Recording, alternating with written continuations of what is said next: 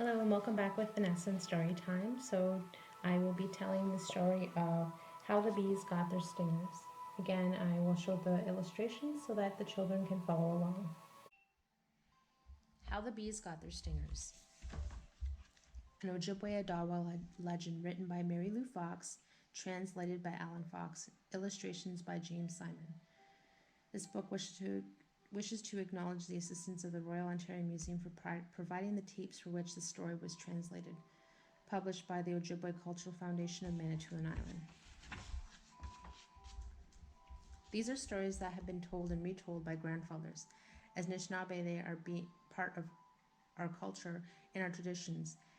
They are not only for us, but also for those who will come after us, for our children and their children to come. Many of them have been told with a lesson in mind, which will give meaning in our day-to-day living. These stories are gifts which we pass on to our children.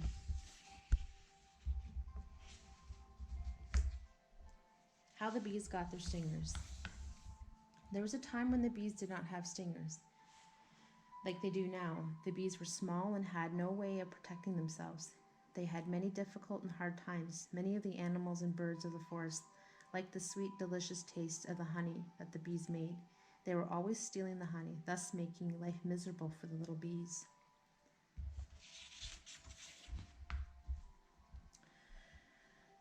The one who especially liked the honey was the bear. He would resort to all kinds of tricks just to get the honey. It seemed he just could never get enough.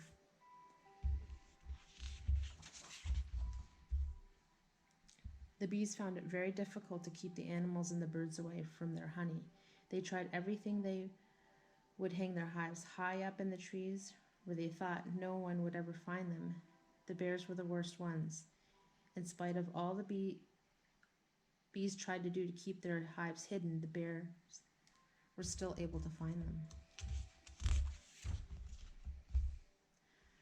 The small birds with long beaks would come along and suck up the delicious honey. The squirrels and the chipmunks scampered around till they found all the storage places. Little bees tried everything they could think of, till at last they didn't know what to do. They had to keep moving, looking far and near for more blossoms and flowers. Finally, most of the flowers just withered and died. The poor bees were unable to store enough honey. They had nothing to eat. Many of them died. It was a very sad time for the bees. Those who lived separated into little groups.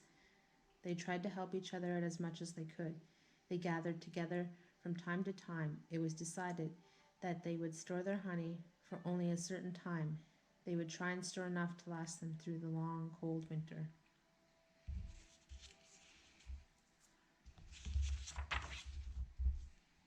They tried to protect this precious storage of honey.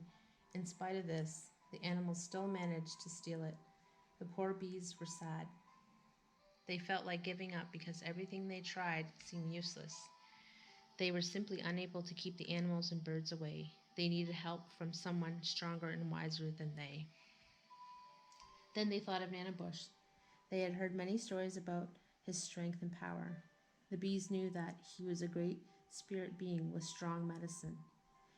The bees talked together and decided to seek Nanabush out and present their problems. They would ask him to take pity on them. So the little bees went to Nanabush, and with them they brought their sweetest honey. Accept this gift, Nanabush, they said. Eat it. Nanabush accepted their gift of the honey and ate it as they asked. One of Nanabush's greatest pleasures was eating. He immediately liked the taste of the sweet, delicious honey. He smacked his lips with great relish. Nanabush knew that the little bees did not come to see him for nothing. He also knew that they did not come only to give him the gift of honey. He knew they had another purpose for wishing to see him. What is it that you wish? He asked them gently.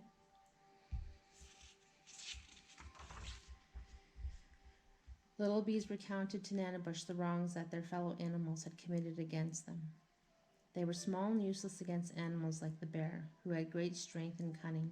Nanabush listened patiently at first, but then he grew angry and impatient. He wanted to go and fight with the animals right away. He was behaving as wrongly as the animals.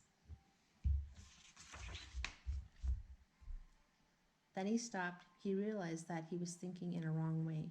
He realized that that was not the way to do things. He sat quietly and thought.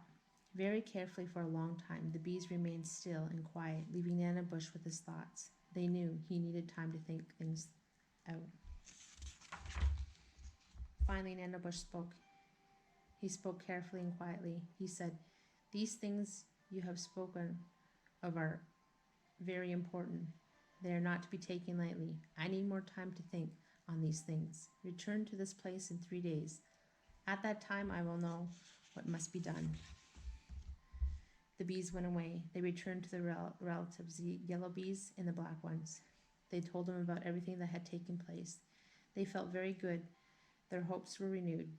All were confident that Nana Bush would help them in this, their time of great need.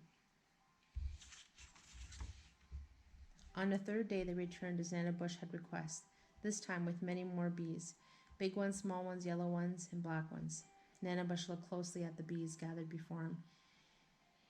He had never seen so many different kinds of bees. He asked them about the differences. The bees explained. They were all relatives. Nana Bush looked and listened and finally spoke. He said, "I like what I see. You are all working hard together. You are not like the grasshopper who is lazy and does not like work. Because you are good workers and because you work hard to help each other."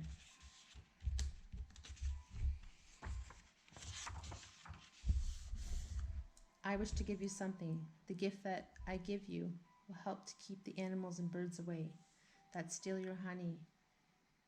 And so Nana Bush gave each of the bees a stinger. The bees were pleased with their gift because now they would be able to protect not only their honey, but also themselves.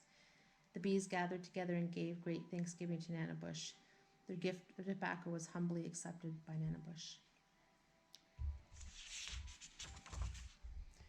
The bees returned to their homes, happy and secure. No longer would they have to fear the animals and birds who committed wrongs against them. No longer did they have to hide their hives. They made their nests in plain sight wherever it suited them. Sometimes they made them hung low in a tree, or sometimes they made them right on the ground. Very soon the animals and birds gave up trying to steal the bees' honey.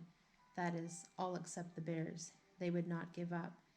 They kept on returning time after time. One day, one of the bears climbed a tree where honey was being stored.